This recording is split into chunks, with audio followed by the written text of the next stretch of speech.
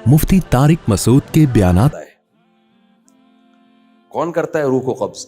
ये तो साइंसदानों ने सो के देख लिया तो ईमान ले आए, नहीं देखा होता तो साइंस नींद को भी नहीं कभी मानती कि ये भी कोई चीज है। हम तो जो चीजें देख रहे हैं उनको एक्सेप्ट करते चले जा रहे हैं। तो अब मर के किसी ने देखा नहीं है इसलिए उसका इनकार कर देते हैं। तो अल्लाह कहते हैं जैसे नींद में तुम्हारी रूह अल्लाह कब्ज कर लेता है, तो ऐसे ही सोते में भी तुम्हारी रूह कब्ज होती है। ना नींद में फना होते हो, ना मौत के बाद फना होते हो। सारा खेल किसका है? रूह का खेल है ये। फयुमसिकुल्लती क़ज़ा अलैहल मौत, जब नींद में तुम्हारी रूह अल्लाह खींच लेता है तो जिसको जिंदा करना होता है दोबारा रूह लौटा देता है, मुड़ जाते हैं। जिसको मौत देनी होती है उसकी रूह को रोक लेता है। कितने लोग सोते में मर जाते हैं ना, उसकी रूह को खींच लेता है। तो ये रूह है और रूह को साइंस एक्सप्लेन नहीं कर सकती। आपको पता है कुछ चीजों को एक्सप्लेन किया जा ही नहीं सकता, वहां इंसान हथियार डाल देता है। जैसे आप दिमाग को समझने की कोशिश करेंगे तो साइंसदान ये कहते हैं पॉसिबल ही नहीं है, क्योंकि दिमाग को आप समझेंगे दिमाग से ही। तो इसके लिए कोई आपके दिमाग से ऊपर का दिमाग होगा जो आपके दिमाग को पढ़ेगा, फिर आप समझ पाएंगे। और ऊपर का दिमाग, ऊपर से मुराद हमारे मेंटल लेवल से ऊपर किसी का मेंटल लेवल होगा तो वो समझेगा, वो अल्लाह ही समझ सकता है। हम तो सोचेंगे इसी दिमाग से सोचेंगे ना, और इस दिमाग की एक लिमिट है, उससे आगे वो दिमाग बढ़ नहीं सकता। तो ये पॉसिबल ही नहीं है। समझता हो कि नहीं समझते हो? तो इसी तरह से रूह का बिल्कुलिया समझना ये किसी के लिए मुमकिन है ही नहीं। और रूह ही हयात है, लिहाजा हयात को हकीकी माना में साइंस एक्सप्लेन कर ही नहीं सकती। अल्लाह ने इसको दो लफ्जों में एक्सप्लेन कर दिया कि अल्लाह की कलिमा कुन की ताकत से जो इंसान में जिंदगी पैदा होती है, उस जिंदगी का नाम क्या है? हयात है। समझते हो कि नहीं समझते हो? इसी से ये भी पता चल गया कि जनाब, अब फिर वही इख्तलाफी मसले आ जाते हैं। अब आ गए तो एक जल्दी इन्होंने निपटाने दो ना, ये भी इजमाई मसला है ना, हजरत ईसा की हयात। जनाब प्रोफेसर गामदी साहब कहते हैं कि कुरान मजीद में आता है, या ईसा इन्नी मुतवफ़ी का, ए ईसा मैं तुझे वफ़ात दूंगा, वराफ़िउका इलैया, और मैं तुझे अपनी तरफ उठा लूँगा। तो गामदी साहब कहते हैं देखो, वफ़ात दूंगा का मतलब तो मौत देना होता है, इसका मतलब अल्लाह ने ईसा को मौत दी है। इस आयत से पता चल रहा है कि वफ़ात का असल मतलब अरबी में मौत नहीं होता। मौत के माना में यह लफ्ज़ इस्तेमाल हुआ तो है, लेकिन इसका असल मकसद मौत नहीं है। अगर मौत होता तो देखो, अल्लाहु यतवफ़ल अनफुसा, अल्लाह रूहों को खींच लेता है, हीना मौतिहा, इन नफ्स की मौत के वक्त। अब यतवफ़ा का माना अगर मौत देना होता तो क्या मतलब अल्लाह रूहों को मौत दे देता है इंसान के मौत के वक्त? ये मतलब होता? अल्लाह तो कह रहे हैं जब तुम्हारी मौत का वक्त आता है मैं रूह को यतवफ़ा वसूल कर लेता हूं। यहां मौत तर्जमा किसी भी सूरत में होता ही बन ही नहीं सकता। देखो, तवफ़ा का लफ्ज़ निकला है वफ़ा से। उर्दू में वफ़ा किसे कहते हैं? पूरा पूरा चुका देना, इसी को कहते हैं ना वफ़ा। ये जो खुश्क मौज़ूआत होते हैं मैं तरन्नुम से इसलिए पढ़ता हूँ ताकि समझ में आ जाए, आराम से, पेचीदगी में ना जाए। कहते हैं ना, फला ने वफ़ा की है मेरे साथ, क्या मतलब? मैंने कुर्बानी दी थी, उसने उस कुर्बानी का पूरा पूरा बदला चुकाया। वफ़ा पूरा पूरा किसी को कोई चीज़ दे देना, और तवफ़ा बाब तफ़ाउल में पूरा पूरा वसूल कर लेना। तो तवफ़ा का असल माना अरबी में वसूल करना है, मौत देना नहीं है। अगर बॉडी रूह के साथ वसूल कर ली तो इसका मतलब क्या है? पूरा जिस्म वसूल कर लिया। और अगर सिर्फ रूह वसूल की है, बॉडी छोड़ दी, तो सिर्फ रूह वसूल की है। समझते हो? यहां क्या अल्लाह फरमा रहे हैं? अल्लाहु यतवफ़ल अनफुसा, अल्लाह रूहों को खींच लेता है, वसूल कर लेता है, हीना मौतिहा, उस नफ्स की मौत के वक्त।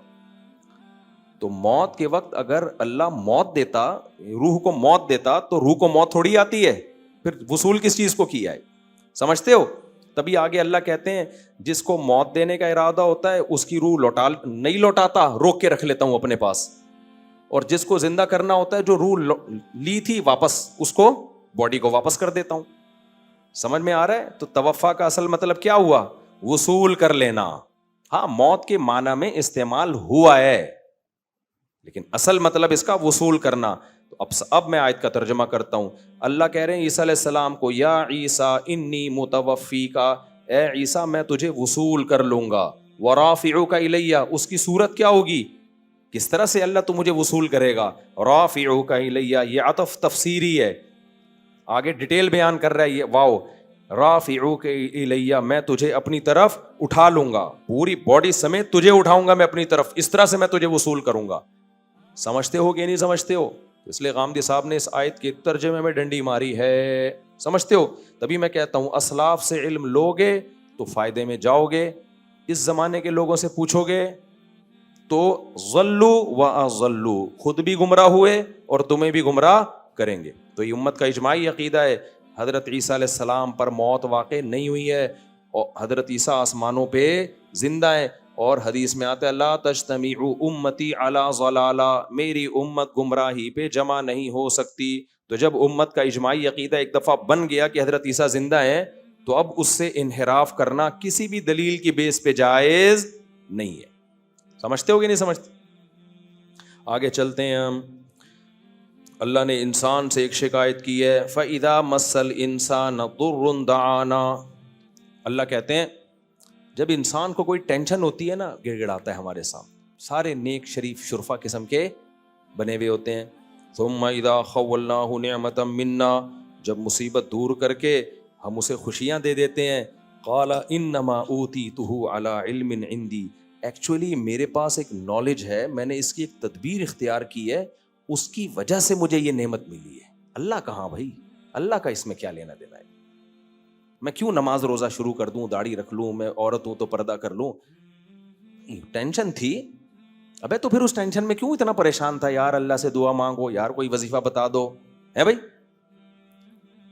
بول دیتا یار یہ تو ٹینشن آئی ہے تو مجھے اللہ سے مانگنے کی بالکل بھی ضرورت نہیں ہے.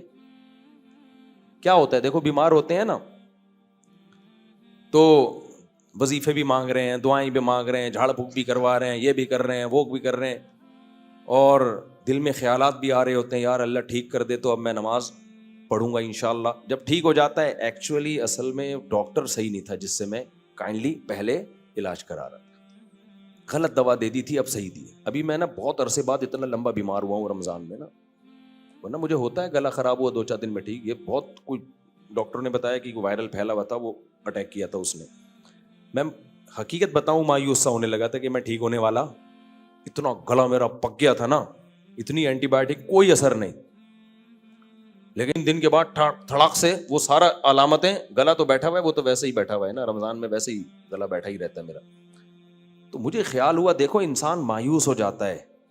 میں تو وصیتیں کرنے لگا تھا کہ بھائی اگر میں چلا گیا ہسپتال میں تو یہ وغیرہ وغیرہ نا. تو ٹھیک ہونے پر آتا ہے ایسے بھول جاتا ہے اور پھر ڈاکٹروں کے کھاتے میں ڈال دیتا ہے. ایکچولی اصل میں میڈیسن تھوڑی چینج کی, حالانکہ میڈیسن چینج کر کے بھی ٹھیک نہیں ہو رہے تھے, بغیر چینج کے بھی ٹھیک نہیں ہو رہے تھے. تو میں نہیں کہہ رہا کہ ڈاکٹر کا اس میں دخل نہیں ہوتا بھائی, ڈاکٹر کی دوا اگر آپ کو لگتی ہے تو اس میں بھی کس کے ارادے کا دخل ہوتا ہے؟ اللہ کے ارادے کا. کتنے لوگ ہیں اچھے بھلے تھے, ڈاکٹر کے پاس علاج کے لیے گئے, ٹیکا لگا کے بندہ ہی مار دیا ڈاکٹر نے. پھر ڈاکٹر آرام سے کہہ دیتے ایکچولی سائیڈ افیکٹ.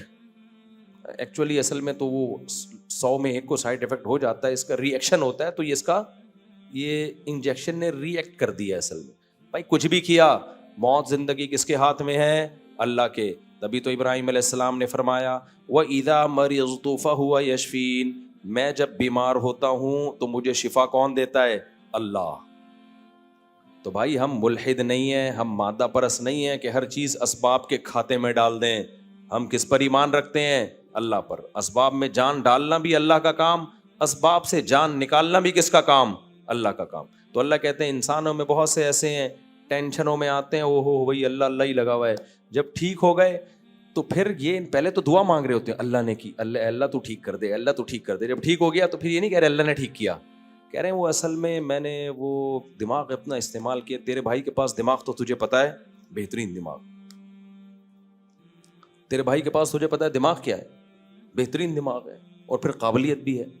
جیسے غربت میں جب غریب تھے تو پیسہ نہیں تھا, رو رہے تھے, دعائیں مانگ رہے تھے, پیسہ آ گیا, مائنڈ ہے یار. مائنڈ ہے. یہ جو لوگ غریب ہیں نا, یہ اپنی نااہلی سے غریب ہیں. ان لوگوں کے پاس میرے جیسا دماغ ہوتا, میرے جیسی صلاحیت ہوتی, نوٹ چھاپنے کی مشینیں بنتے. یہ کمبختوں کو پیسہ کمانا آتا ہی نہیں ہے, پوچھتے بھی نہیں ہے, مجھ سے مشورہ بھی نہیں لیتے. ابے جب تیرے پاس پیسہ نہیں تھا, غریب تھا, تو اللہ کے سامنے کیوں رو رہا تھا؟ پھر آ کے کہہ دیتا اے اللہ, اللہ سے کچھ نہیں ہوتا, میرے پاس مائنڈ ہے, میں غریب ہوں, دوبارہ کیا بن جاؤں گا؟ دولت مند. تو پہلے مایوس ہو جاتا ہے. تو اللہ نے ہمیں بتایا کہ ٹینشن میں مایوس مت ہونا. جب ٹینشن ہے وہ بھی اللہ نے دی, ٹینشن دور بھی کون کرے گا؟ اللہ کرے گا. تو پریشانیوں میں مایوس نہیں ہونا, خوشیوں میں اترانا نہیں ہے. سمجھتے ہو؟ یہ اس آیت کا حاصل ہے. آگے